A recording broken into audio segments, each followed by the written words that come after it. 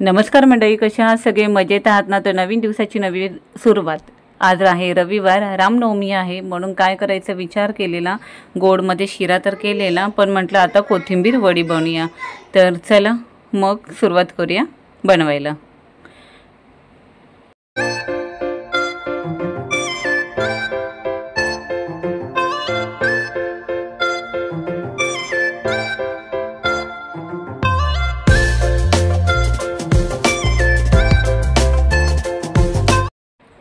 तर स्वच्छ धुवून कापून चाळणीमध्ये सुकवून घेतलेली आहे ही कोथिंबीर, पाहू शकता.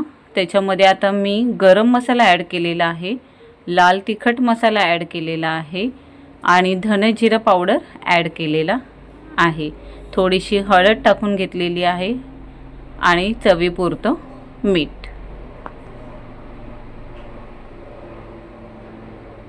ही अद्रक लसूणची पेस्ट आहे बनवलेली, पण ह्याच्यामध्ये मी मिरची टाकली नाही आहे, कारण लाल मसाला ह्याच्यात टाकलेला आहे आपण म्हणून.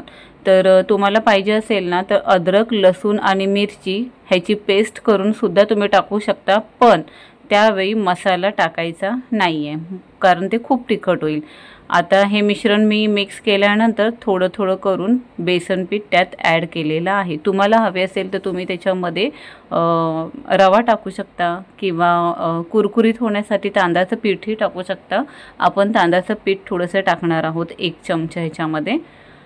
तर हे बघा, हे अशा प्रकारे मिश्रण मी तयार केलेलं आहे पूर्ण.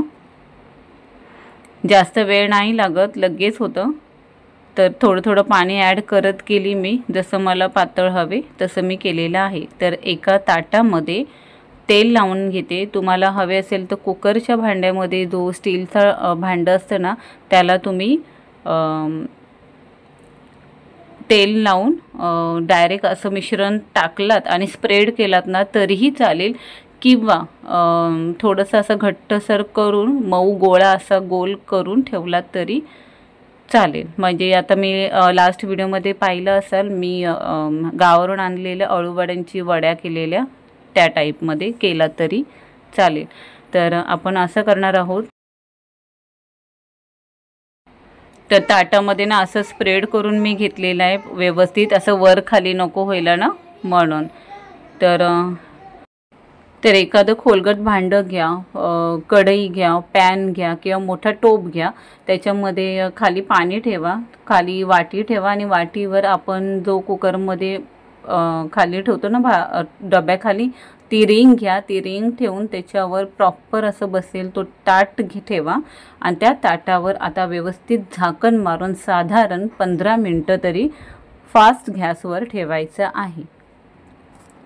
तर हे पहा, 15 मिनटांनी मी पाहिल्यावर थोडासा हात लावून बघा किंवा सुरीने किंवा चमच्याने टच करून बघितला तरी चालेल. पूर्ण ऑलमोस्ट तयार झालेलं आहे. आता आपण ते ताट पकडीच्या सहाय्याने बाजूला काढून घेणार आहोत. रेसिपी पाहिला तर वेळ लागला नाही आहे जास्त. अशाच प्रकारची ना कोथिंबीरची वडी पण केलेली आहे, त्याची ही व्हिडिओ मी लवकरच टाकेल. तर आता आपण कट करून घेऊया थोडे थोडे आणि मस्तपैकी तेलामध्ये डीप फ्राय करून घेऊया. असंही खाल्लं तरी काय प्रॉब्लेम नाही आहे, छान लागेल, पण आपण आता डीप फ्राय करून घ्यायचं आहे. एका साईडला मी तेल गरम करायला ठेवलेलं आहे. साधारण असं आहे जाडसरपणा, पाहू शकता. ह्याच्यावर पातळही करू शकता तुम्ही. मी थोडं जाड ठेवलेलं आहे. तर आता कढईमध्ये तेल गरम झालेलं आहे आणि आता ह्या वड्या मी टाकून घेतलेल्या आहेत. आता चवीला तर खूप छान झाल्यात, तुम्हीही करून पहा. व्हिडिओ इथेच थांबवते. व्हिडिओ आवडली असेल तर व्हिडिओला लाईक करा, शेअर करा आणि सबस्क्राईब करा आणि बेल आयकॉनवर क्लिक करा, जेणेकरून येणारे व्हिडिओचे सगळे अपडेट तुम्हाला सगळ्यात आधी भेटेल. मागच्या रविवारी गुढीपाडवा होता आणि या रविवारी रामनवमी आली, त्याच्यामुळे काय ना काय वेगळं करायचं होतंच, कारण अमोल पण घरात असतात, मुलंही घरात असतात म्हणून. आता तर मुलांना सुट्टीच लागले, त्याच्यामुळे रोज काय ना काय ऑर्डर असतात आमच्याकडे म्हणून. तर चला व्हिडिओ थांबवते. बाय, टेक केअर, काळजी घ्या.